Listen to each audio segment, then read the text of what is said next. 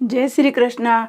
आज हम दशा माता की व्रत की कथा और व्रत कब है, कैसे किया जाता है, वो सब सुनेंगे।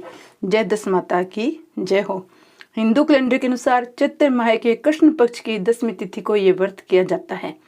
मानना है इस व्रत को करने से घर की दशा में सुधार होता है। इस बार ये व्रत 4 अप्रैल 2024 गुरुवार के दिन रखा जाएगा। जब मनुष्य की दशा ठीक होती है तब उसके सभी कार्य उसके अनुसार होने लगते हैं, लेकिन जब दशा ठीक नहीं होती तो बहुत परेशानियों का सामना करना पड़ता है। इन्हीं परेशानियों से मुक्ति पाने के लिए इस व्रत को किया जाता है। घर से दरिद्रता हमेशा के लिए दूर चली जाती है। दशा माता का व्रत कैसे करना चाहिए? इस दिन कच्चे सूत को 10 तार का डोरा जिसमें 10 घंटे लगती है लेकर पिंपल की पूजा होती है। इस दिन महिलाएं कच्चे सूत का डोरा लाकर डोरे की कहानी कहती है, पिंपल के पूजन कर 10 बार पिंपल की परिक्रमा कर उस पर सूत लपेटती है। डोरे में 10 गांठें लगाकर गले में बांध कर रखती है। इस डोरे की पूजन करने के बाद पूजन स्थल पर दशा माता की कहानियां सुनती है। इसके बाद डोरे को गले में बांधती है। पूजन के पश्चात महिलाएं अपने घरों पर हल्दी एवं कुमकुम के छापे लगाती है। एक ही प्रकार का अन्न एक समय खाती है। इस व्रत में भोजन में नमक नहीं लिया जाता है। इस दिन विशेष रूप से अन्न में गेहूं का उपयोग किया जाता है। ये व्रत जीवन भर किया जाता है। इसका उद्यापन नहीं होता है। इसके अलावा इस दिनकर की साफ सफाई का विशेष महत्व होता है। इसके अलावा घर में सारी जरूरतमंदों का सामान लाया जाता है। साथ साथ झाड़ू इत्यादि भी खरीदने का महत्व बताया जाता है। जय दशा माता की जय। अब दशा माता की हम सारी कहानियाँ सुनेंगे। एक सास बहू थी। बहू का पति विदेश में था। एक दिन सास ने बहू से अग्नि लाकर भोजन करने को कहा। बहू गांव में अग्नि लेने गई पर किसी ने उसे अग्नि नहीं दी। कहा जब तक दशा माता की पूजा न हो जाएगी अग्नि नहीं मिलेगी। बहू खाली हाथ घर लौट आई। सास ने कहा गांव में दशा माता की पूजा है इसलिए कोई अग्नि नहीं देता है। शाम को सास अग्नि लेने गई तो तब स्त्री ने उसे कहा सवेरे बहू आई थी परंतु हमारे यहाँ पूजा नहीं हुई थी, इसी कारण अग्नि नहीं दे सकी। सास अग्नि लेकर घर के दरवाजे तक पहुंची थी कि एक व्यक्ति बछड़ा लिए आया। उसके पीछे ब्याही कलोरी गाय थी। उससे पूछा ये गाय क्या पहलोड़ी ब्याही है? आदमी ने कहा हाँ बछड़ा है। सास ने बहू से कहा हम तुम भी गंडे ले ले और दशा माता का व्रत करें। दोनों ने गंडे की पूजा की। सास बहू ने 10-10 अर्थात 20 फेरे बनाए। 21वां एक बड़ा फेरा गाय को दिया। पूजन करने के बाद सास बहू दोनों पारण करने बैठ गई। उसी समय बुढ़िया के लड़के के ने दरवाजे पर आवाज़ लगाई। सुनकर माँ ने मन में कहा कि पारण करके चूकूंगी तब किवाड़ खोल दूंगी। बहू ने अपनी थाली का अन्न इधर उधर करके झटपट पानी पीकर उठ खड़ी हुई और जाकर किवाड़ खोले। पति ने पूछा माता कहाँ है? स्त्री ने कहा वह तो अभी पारण कर रही है। पति बोला इतने दिनों तक न जाने तो कैसे रही? माता लाएगी तभी जल पीऊंगा। माता पारण कर अपनी थाली धोकर पी चुकी। तब लड़के के पास गई। माता ने थाली परोसी। बेटा भोजन करने बैठा। हाथ में प्रथम ग्रास लिया कि फरों के टुकड़े जो बहू ने थाली से फेंक दिए उड़कर उसके सामने आने लगे। उसने माँ से पूछा ये क्या है? माँ बोली बहू जाने। सुनते ही लड़का आग बबूला हो गया। जिसके चरित्र की तुम साक्षी नहीं हो उसको अभी घर से बाहर करो। माता ने पुत्र को हर तरह से समझाया परंतु उसने एक भी न मानी।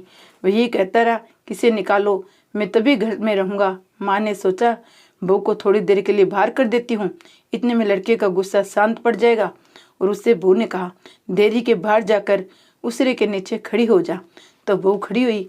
उसारा बोला दशा माता के विरोधी को मैं छाया नहीं दे सकता। वह वहां पर कचरे पर जाकर खड़ी हुई।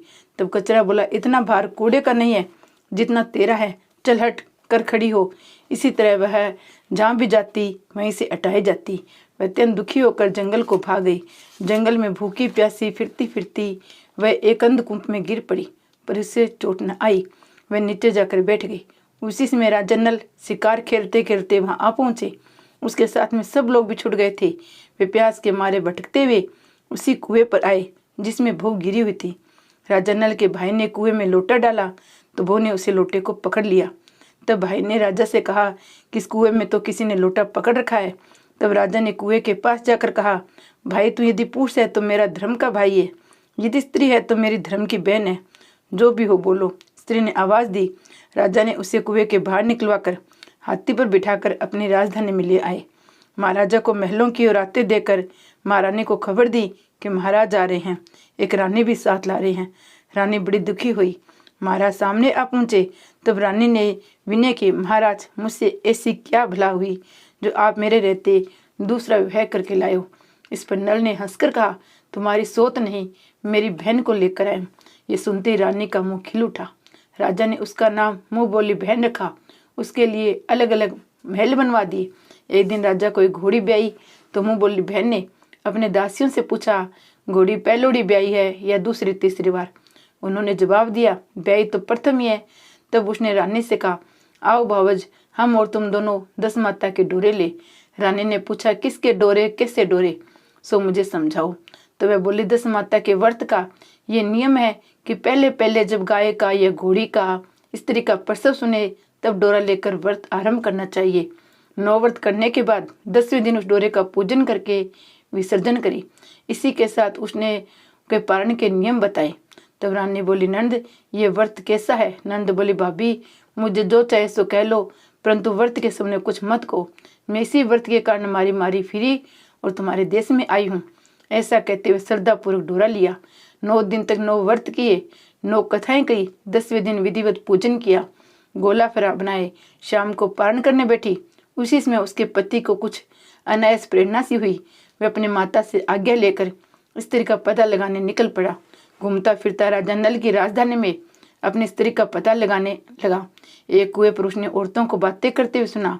एक बोली, राजा हाल में मुंह बोली बहन लाए हैं, वह बड़ी सुंदर है, आजकल उसी का किया हुआ सब कुछ होता है। दूसरी बोली, वह जैसी सुंदर है वैसी धर्मात्मा भी है, जो उसके दरवाजे पर जाता है सादर इंचा भर पाता है।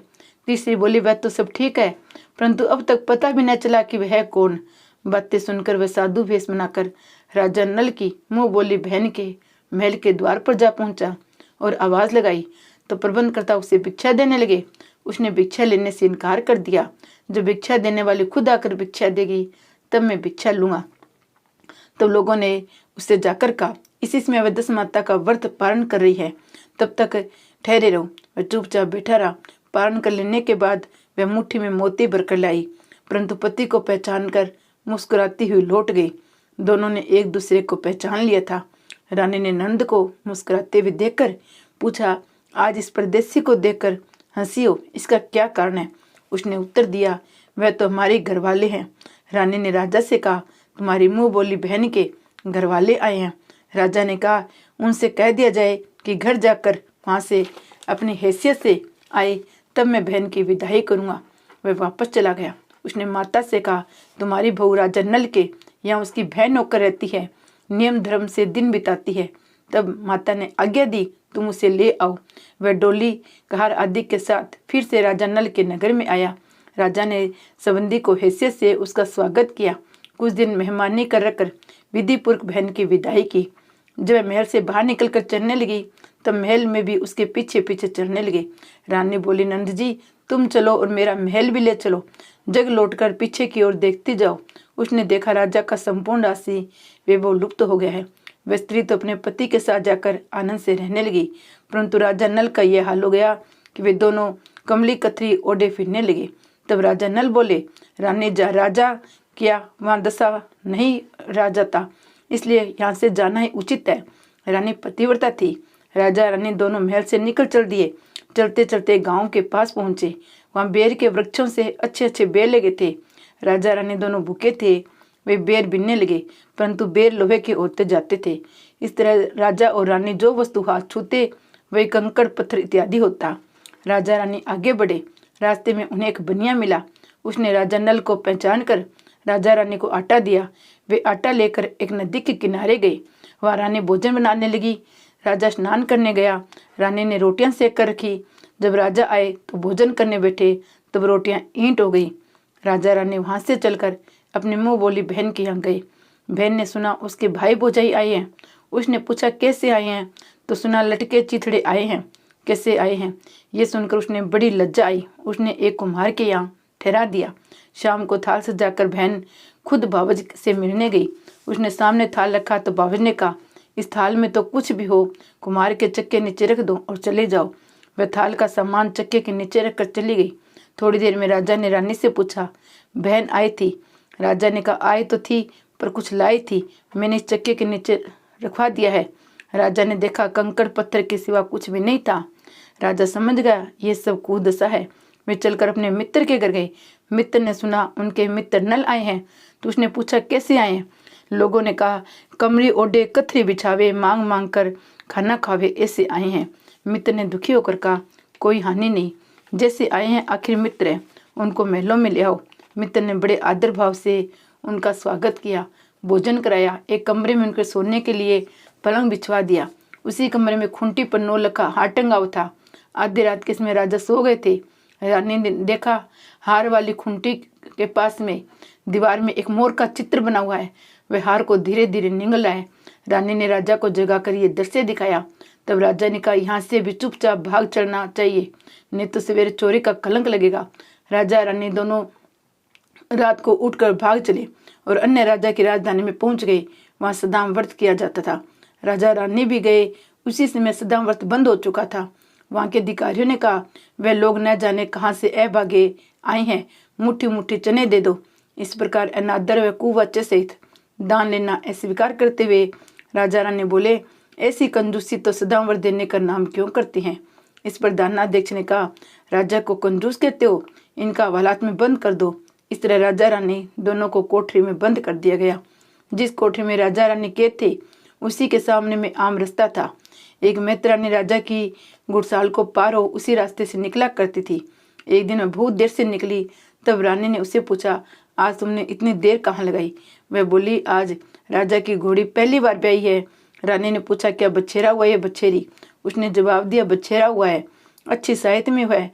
अब रानी ने राजा से कहा, एक बार मैंने तुम्हारी मुंह बोली बहन के डोरे का अनादर किया था, उसी दिन से हमारी दशा बदल गई है, इसलिए आज मैं दशा रानी का डोरा लेती हूँ।